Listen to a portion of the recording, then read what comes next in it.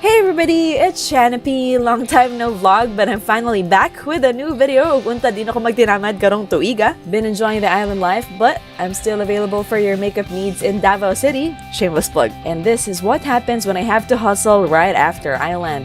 Airplane makeover. The makeup part is quite easy pero hugs ang pag-vlog besh, but let's go.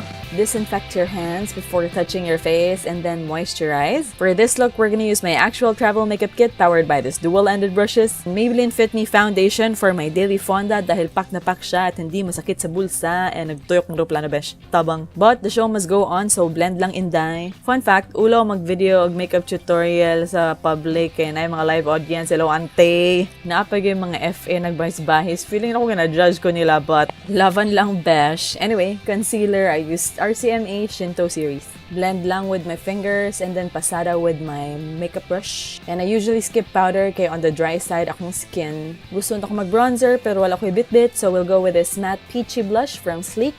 Here, notice how I swivel my brush, pinamajoret no? For my clients, I use Charlotte, MAC, Sigma, Morphe brushes, pero sa ako, China ra in taon, but still works. Then, with a matte ash brown powder, nag-contour ko sa akong hiwi nga ilong.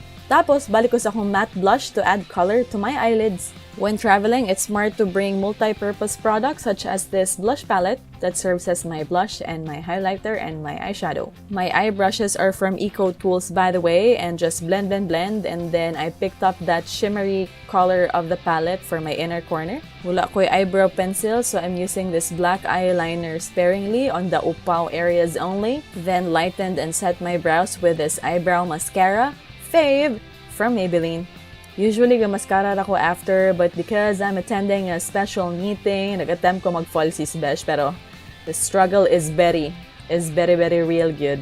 So, naabdan ko mga 48 years sa pilok o mag-landing ng aeroplano besh o gipilo na ang mga tray tables. Pero padayon gyapon ang inyong dzai. Walang susuko, laban lang. Dili na to kalimtan ang L'Oreal Lash Paradise Mascara, my favorite na hinatag ni Miss Verna Marin. Thank you, ma'am. And Maybelline Matte Ink na pang forever. Okay, nahuman ra gyud and timing ra kay palanding na gyud ang among aeroplano nga murag dulaan and yeah, we did it.